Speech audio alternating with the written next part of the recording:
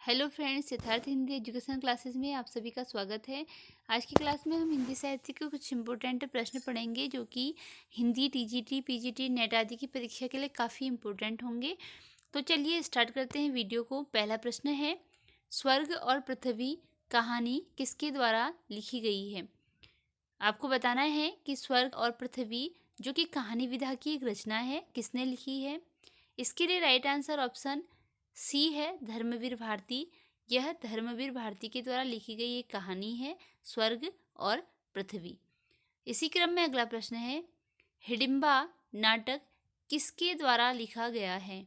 हिडिंबा एक नाटक विधा की रचना है और इसके राइटर का नाम बताना है। ऑप्शन दिए गए हैं, मैथिली शरण गुप्त, विनोद रस्तोगी, कमलेश्वर, हीरानंद वात्स्यायन अज्ञेय। इसके लिए राइट आंसर बताना है और राइट आंसर ऑप्शन ए है, मैथिली शरण गुप्त। जो हिडिंबा नाटक है वह मैथिली शरण गुप्त के द्वारा लिखा गया है।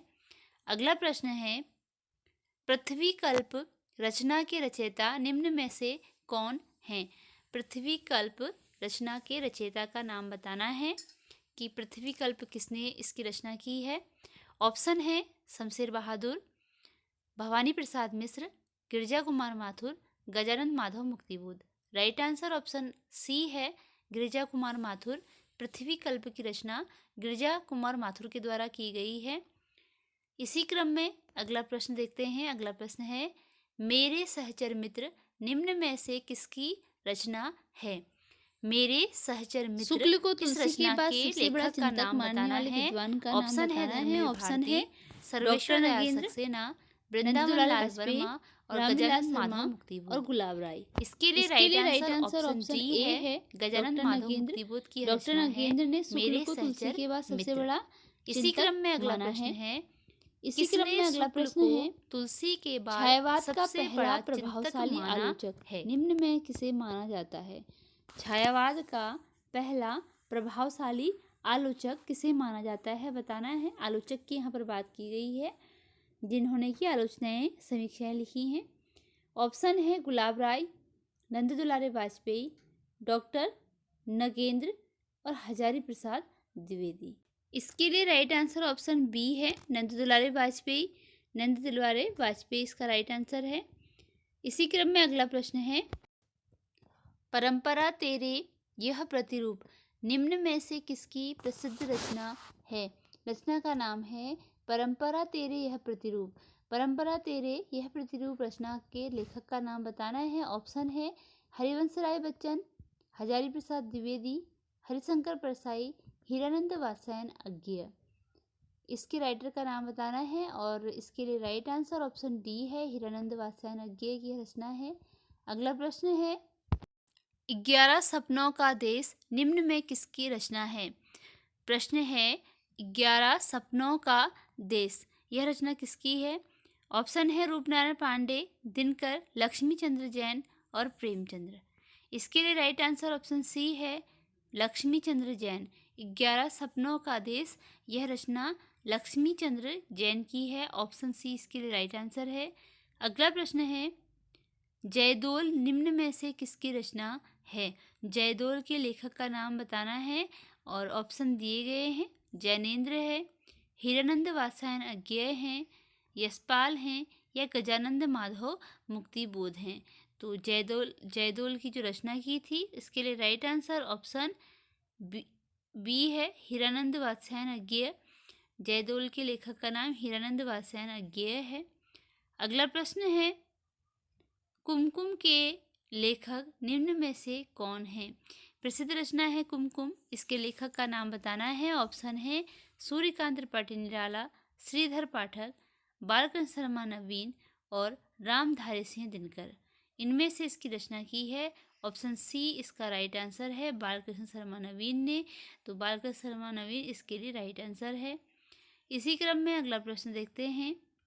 अगला प्रश्न है, एक कंठ विस्पाई काव्य नाटक किसकी रचना है? एक कंठ विस्पाई यह एक काव्य नाटक विधा की रचना है, जो कि नाटक की विधा है और काव्य रूप में है। इसके लेखक का नाम बताना है। ऑप्शन है, सर्वेश्वर दयाल सक्सेना, शमशेर बहादुर सिंह, रघुवीर सहाय, दुष्यंत कुमार। और इसके लिए राइट आंसर ऑप्शन डी है दुष्यंत कुमार। एक कंठ बिस्पाई दुष्यंत कुमार की रचना है। अगला प्रश्न है, पूर्ण प्रकाश के रचयिता हैं। पूर्ण प्रकाश एक रचना है, इसके रचयिता का नाम बताना है कि किसने इसकी रचना की है। ऑप्शन है भारतेंदु हरिश्चंद्र, जयशंकर प्रसाद, फणीश्वर नाथ रेणु और रामधारी सिंह दिनकर। तो पूर्ण प्रकाश जो रचना है उसके लेखक का नाम बताना है और राइट आंसर इसका ऑप्शन ए है भारतेंदु हरिश्चंद्र। पूर्ण प्रकाश भारतेंदु हरिश्चंद्र की प्रसिद्ध रचना है। इसी क्रम में अगला प्रश्न है, तोतपुर निम्न में से किसकी रचना है। तोतपुर एक रचना का नाम है और इसमें से किसने इसकी रचना की है यह आपको बताना है। ऑप्शन दिए गए हैं धर्मवीर भारती, फणीश्वर नाथ रेणु, उमाशंकर जोशी, महाश्वेता देवी। तो तोतपुर के लेखक का नाम बताना है। ऑप्शन इसके लिए बी राइट आंसर है, फणीश्वर नाथ रेणु। अगला प्रश्न है, जहाज का पंछी किस कोटि का उपन्यास है।